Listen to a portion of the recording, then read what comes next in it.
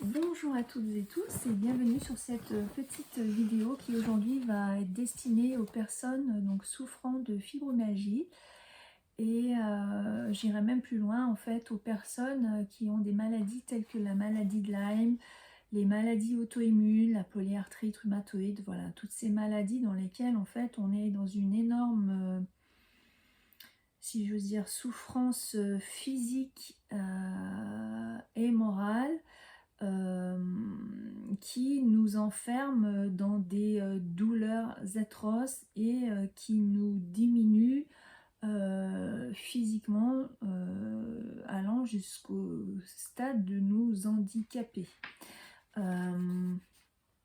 Alors, j'ai écrit un livre, donc je vais vous montrer, donc c'est les états d'âme d'une chrysalide devenue enfin papillon, qui relate donc sous forme d'état d'âme mon parcours de vie. Alors pas que pas ma guérison sur la fibromyalgie, mais c'est surtout en fait, c'est sous forme d'état d'âme, donc c'est vraiment l'écriture intuitive, mais on voit vraiment dans ce livre comment je suis passée du statut inconscient de victimisation. Et je développerai lors de conférences, enfin je fais pas mal de vidéos là-dessus, comment ce schéma inconscient de victimisation, qui est dû à un gros voile d'illusion, peut nous entraîner jusqu'à la maladie et comment en sortant de ce schéma de victimisation et en changeant certaines choses, certaines croyances dans notre vie, on peut, tout comme on s'est créé cette maladie, on peut guérir. Alors je vais vous lire un ou deux textes, puisque j'ai été comme vous beaucoup en errance médicale avant que le diagnostic de fibromyalgie tombe, et à un moment je me demandais même si j'avais pas la maladie de Lyme, et j'avais fait les examens et j'étais dans l'attente de la deuxième prise de sang, puisque j'avais fait la première en France et j'avais fait la deuxième avec les mêmes données qu'en Allemagne, puisque la prise de sang est beaucoup plus fiable en Allemagne qu'en France, et la prise de sang est revenue négative. Mais peu importe finalement le nom de la maladie, puisque la fibro, la maladie de Lyme, les symptômes sont similaires, enfin très très proches. Et j'en vois déjà qui vont me dire oui, mais une piqûre d'insecte, ça n'a rien à voir avec une fibromyalgie. Mais en fait, la question à se poser, c'est pourquoi on se fait tous piquer par des tiques et pourquoi des personnes vont déclencher la maladie de Lyme et d'autres non.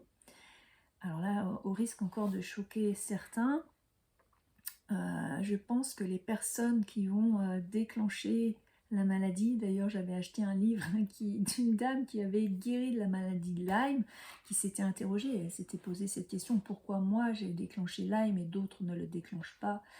Et quand j'ai lu son parcours, ça résonnait avec le mien, c'était vraiment une personne qui était en mode victimisation totale. Et cette maladie de Lyme, elle est venue la faire ralentir et lui mettre le nez là où elle devait le mettre et lui faire changer toutes ses croyances, régler tous ses problèmes émotionnels, tous ces chocs traumatiques de son parcours de vie, changer son alimentation, son hygiène de vie, les choses qui n'allaient plus dans sa vie. Et comme par magie, elle a guéri de la maladie de Lyme. Et la maladie de Lyme, eh ben, c'est la maladie de l'âme. Voilà, donc je vais vous lire un ou deux textes qui j'espère pourront vous éclairer, et je vous demande d'être attentif au vocabulaire que j'écrivais à l'époque. Les mots sont pertinents, écoutez la violence des mots. Voilà, et après je viendrai terminer cette vidéo. Lyme, je te découvre, moi qui aime faire des rimes, j'oscille entre espoir et déprime. Des années de souffrance dans mon corps, errance médicale, jamais à bon port, laissant le bateau à la dérive, et le matelot seul face à lui et ses douleurs, avec toujours le même leitmotiv, c'est dans votre tête, c'est dans votre tête, c'est dans votre tête, ces mots résonnent en moi et mes cœurs. 12 ans de souffrance, et enfin une lueur d'espoir. Lyme, bientôt le verdict, bientôt la certitude, que non, ces douleurs quotidiennes, cette fatigue chronique sont bien réelles. L'espoir de mettre une maladie sur mes maux et un traitement. Lyme, je t'accueille, bras ouverts, médecin m'ayant toujours dit, c'est dans votre tête, je préfère vous oublier. Bientôt, je pourrai enfin vivre, sans aucune douleur, et jouir pleinement de la vie. Ma guérison est proche, mon cœur y a toujours cru et l'a toujours su. Ce n'était point dans ma tête, juste une mauvaise piqûre. Patience sera de rigueur. Lyme n'étant que peu connu et reconnu, le parcours du combattant commence, avec comme objectif une vie sans douleur et une capacité physique retrouvée. Maladie de Lyme, maladie de l'âme. Tu as lancé tes armes, tu vois couler mes larmes. Lorsque les douleurs intenses me désarment, les bataillons s'en donnent à cœur joie, mitraillant au plus profond de moi tout ce qui pourtant aurait pu respirer la joie. Tu as envahi mon corps, celui que j'ai souvent déserté, lorsque je fuyais, enfant, de manière inconsciente pour me protéger de certaines réalités trop difficiles à accepter. Dieu soit loué, la prise de conscience vient d'avoir lieu, cette blessure d'âme n'était point guérie. Il m'aura fallu ces souffrances physiques pour conscientiser que mon incarnation passe par une acceptation totale de ce monde terrestre, de ses tensions, et faire le deuil d'un monde parfait et idéal. C'est dans ce corps, douloureux pour l'instant, que je vais venir me réfugier et rassurer l'enfant intérieur qui n'a cessé de fuir depuis sa petite enfance, ne trouvant aucun lieu sécurisant autour de lui et en lui, ses propres parents n'étant pas sécures eux-mêmes. Il est grand temps de rassurer cette petite Christine, de l'envelopper d'amour, de mots bienveillants, pour qu'elle redécouvre enfin la vie sous un nouvel angle, et qu'elle soigne sa maladie de Lyme, sa maladie de l'âme. Son corps physique sera dorénavant son bien le plus précieux, son plus beau cadeau, son refuge personnel, noyau central d'amour et de chaleur. Les douleurs s'en iront, et ma nouvelle perception de mon corps sera riche, positive et agréable. Hâte de pouvoir cohabiter sereinement avec toi, mon corps. Je te demande pardon de t'avoir rejeté, maltraité. Je n'étais qu'une enfant, apeurée, qui n'a pas compris à l'époque que tu étais mon véhicule terrestre. Sans corps, il me manquait une partie de moi ici-bas. Notre réunification pacifique sera bénéfique pour l'être que je suis. Voilà, ça c'était un des premiers textes.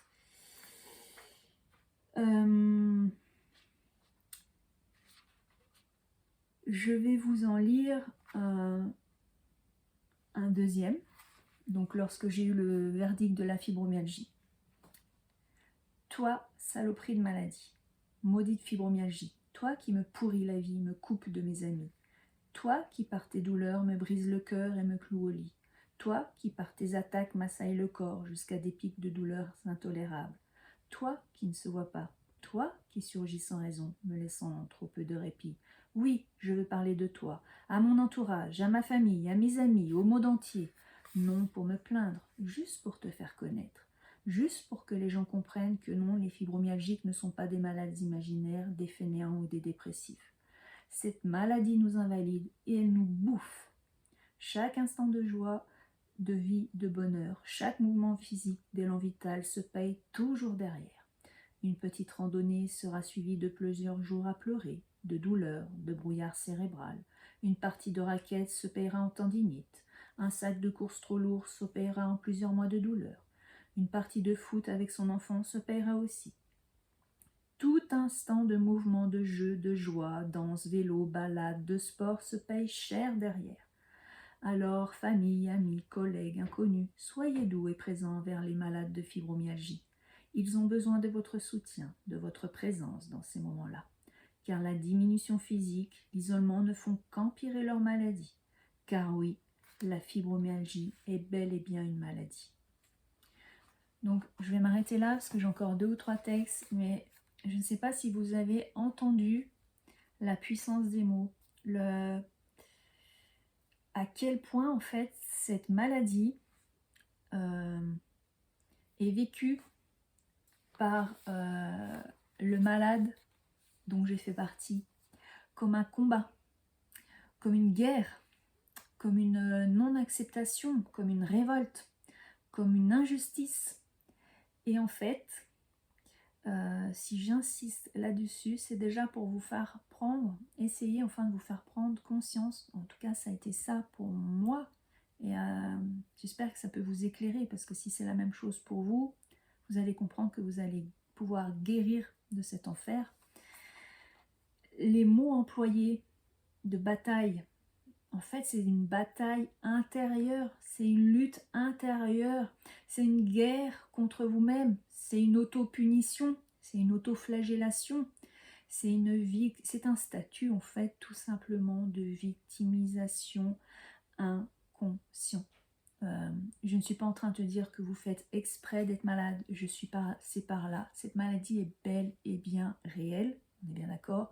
Les symptômes physiques sont là, mais en fait ce sont pour moi des schémas inconscients de victimisation, de fausses croyances qui ont entraîné cette maladie. Et si vous arrivez à sortir de ce statut de victimisation, si vous arrivez à vous libérer émotionnellement de tous vos chocs traumatiques liés à votre parcours de vie, si vous arrivez à vous libérer, je ne sais pas si vous avez entendu dans ce texte, comme j'ai pu moi déserter mon corps, en fait, toutes les peurs, les émotions trop fortes, je faisais des sorties de corps parce que c'était trop violent pour moi.